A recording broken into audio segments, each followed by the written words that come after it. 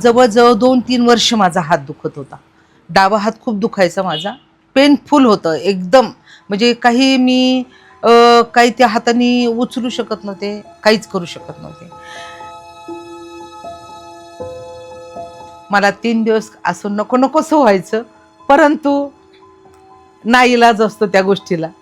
कारण मला माहीत होतं की मला कॅन्सरला फाईट करायची म्हणून. सध्या माझं वय आता रनिंग 64 आहे आणि ज्या वेळेस मला कॅन्सरची ज्यावेळेस लागण झाली त्यावेळेस माझं वय 47 होतं. काही परिस्थितीमुळे मी त्याच्याकडे दुर्लक्ष केलं गेलं माझं. परंतु ज्यावेळेस मला असह्य वेदना झाल्या त्यावेळेस माझे family doctor doctor Gunjal sir की कशामुळे दुखतोय माझा हात, म्हणून मी त्यांच्याकडे गेले. त्यांनी मला हात वर करण्यास सांगितलं. डाऊटफुल काहीतरी वाटलं म्हणून त्यांनी मला त्याच वेळेस सांगितलं की सिस्टर आपल्याला सोनावणे सरांना दाखवावं लागेल, मला थोडंसं डाऊटफुल वाटतं. ठीक आहे सर, मी लगेचच ताबडतोब सोनावणे सरांकडे गेले, सतीश सोनावणेंकडे सगळे रिपोर्ट्स घेऊन. आणि मग सरांनी ते रिपोर्ट्स पाहिल्यानंतर मला त्यांनी खूप चांगल्या रीतीने समजून सांगितलं. त्यावेळची परिस्थिती आज 16 वर्षांपाठीमागची परिस्थिती आहे ना ती. 16 वर्षाच्या अगोदरचा कॅन्सर आणि आत्ताचा तुम्ही म्हटलं ना कॅन्सर, काही वाटत नाही. पण त्यावेळेस ना सांगितल्याबरोबर पायाखालची जमीन लगेच सरकती. माझे मिस्टर माझ्याबरोबर आलेले होते, मग त्यांच्याशी पण ते बोलले. मग म्हणे मग मी म्हटलं सर कुठं करायचं ऑपरेट. तर सरांनी मी म्हटले सर तुम्हाला गुंजाळ सरांकडे यावं लागेल, कारण ते आमचे फॅमिली डॉक्टर आहेत आणि तुम्ही त्यांच्याकडे आला तर बरं होईल. येईल म्हणे. ठीक आहे म्हणे, कधी करायचं. म्हटलं उद्या करू शकतो आपण, तसं काही नाही, मी तयार आहे. 27 जुलै 2011 सकाळी ठीक 1 ते 1:30च्या दरम्यान माझी सर्जरी सुरू झाली. सरांनी आल्याबरोबर मला स्माईल दिलेला आहे, कारण कोणताच असा पेशंट मला नाही वाटत की म्हणू शकेल की लगेच उद्या माझी सर्जरी करा म्हणे, नाही का. त्याला बी थोडंसं नाही का हे पाहिजे, नाही का. आणि मग गुंजाळ सरांकडे माझी सर्जरी झाली.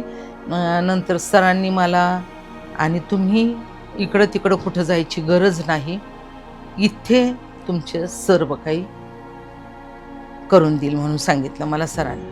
मग नंतर मग ऑपरेशन एकदम सुंदर सक्सेसफुल झाले आणि सरांनी 3 दिवसातच माझा हात लगेच वरती केला.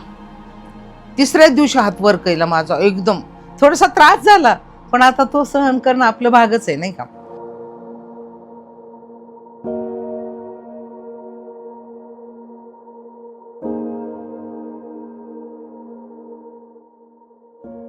मी म्हटले आता याच्यात काय घाबरायचं कारण नाही. आपला पहिला किमो सक्सेसफुल झाला, आता 5ही किमो सक्सेसफुल होणार. तिथल्या डॉक्टरनी जे सांगितलं होतं किमोला आत जाताना खूप पाणी प्यायचं, कारण खूप शीट असते ना, आणि आल्यानंतर पण पाणी प्यायचं, म्हणजे एवढा त्रास होत नाही आणि काही घाबरायचं कारणच नाही आहे. कारण आपण जसा एक्सरे काढतो ना तसं एक्सरे मशीनसारखं तिथं मशीन ते, आणि तिथून त्या मशिनीमधून ते लाईट देतात आणि आपण येतात ते लगेच पटकन काढून घेतात. बस एवढंच. 6 महिने 5 महिने माझा तो कोर्स झाला. परंतु ह्या 5 महिन्याच्या पिरियडमध्ये जे काही सरांनी मला सांगितलं होतं त्याचप्रमाणे मी करत गेले. आहार चांगला घेतला, सकस, अगदी गरम गरम पौष्टिक फळं खाल्ली, फ्रूटमध्ये सफरचंद खूप खाल्ले, तुम्हाला सांगले बीट खूप खाल्ले गुळ घालून, कारण रक्त कमी होऊ द्यायचं नाही, त्याच्यामध्ये अशक्तपणा जाणवतो. ठीक आहे, सगळं काय होतं, पण आम्ही जर हे घेतलं तर आम्हाला ते परत आम्हाला उत्तेजित करतं ना. म्हणून मी मांसाहार तर खूप घेतला आणि अशा रीतीचा मी पौष्टिक आणि सकस आहार घेतला. त्याच्यात माझ्या पतीने, माझ्या मुलीने खूप माझी काळजी घेतली.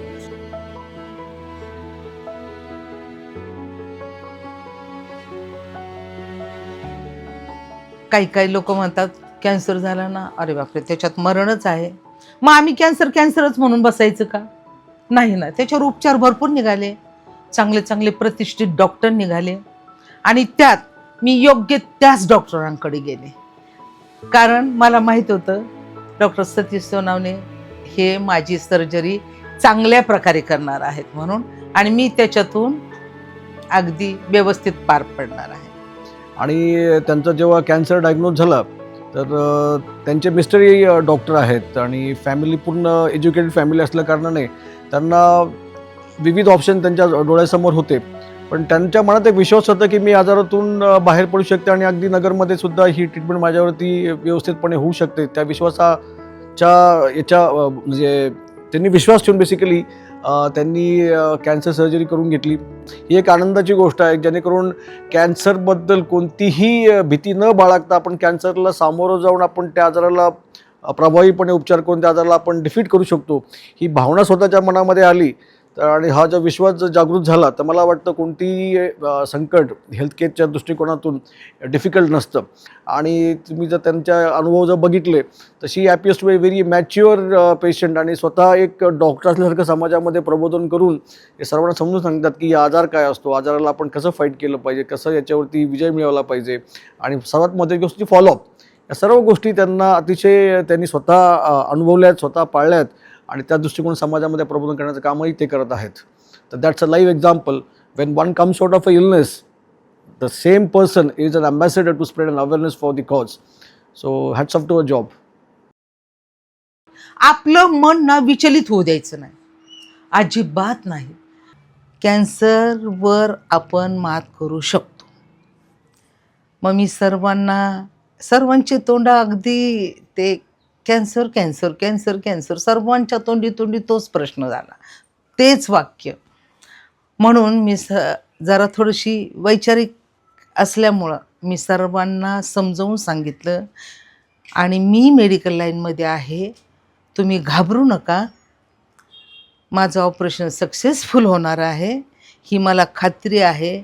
माझा व्हील पॉवर तेवढा आहे म्हणून मी तुम्हाला सांगते. आणि मग ऑपरेशन झाल्यानंतर, किमो झाल्यानंतर सर्व काही व्यवस्थित रीतीने पार पडलं आणि मी त्यातून बरी झाले. कारण मी एकटी आहे म्हणून आम्ही या जगात वावरू शकत नाही. मला कुटुंब आहे, मला पती आहेत, मला लेकरं आहेत, नातवंड आहेत, माझं कुटुंब आहे. त्या कुटुंबासाठी मला उभं राहणं गरजेचं होतं. अशा सगळ्या स्त्रियांनी जर हा विचार केला तर ती स्त्री कधीच खाली पडू शकत नाही. ती ह्या कॅन्सरवर मात करू शकते. म्हणून साठी योग्य आहार, चांगला व्यायाम आणि फिरणं याला जर महत्त्व दिलं तर कॅन्सर बरा होऊ शकतो.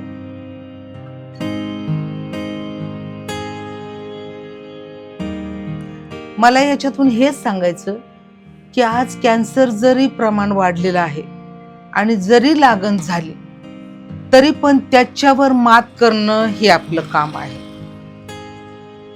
कारण आता उपचार भरपूर निघालेले आहेत, पुष्कळ मेथड वेगवेगळ्या चालू आहेत. मला नाही वाटत की आता कॅन्सर हा म्हणजे बरा होऊ शकत नाही म्हणून. कारण कॅन्सर हा बरा होऊ शकतो जर आम्ही विश्वासाने गेलो तर आम्ही त्या कॅन्सरला फाईट करू शकतो.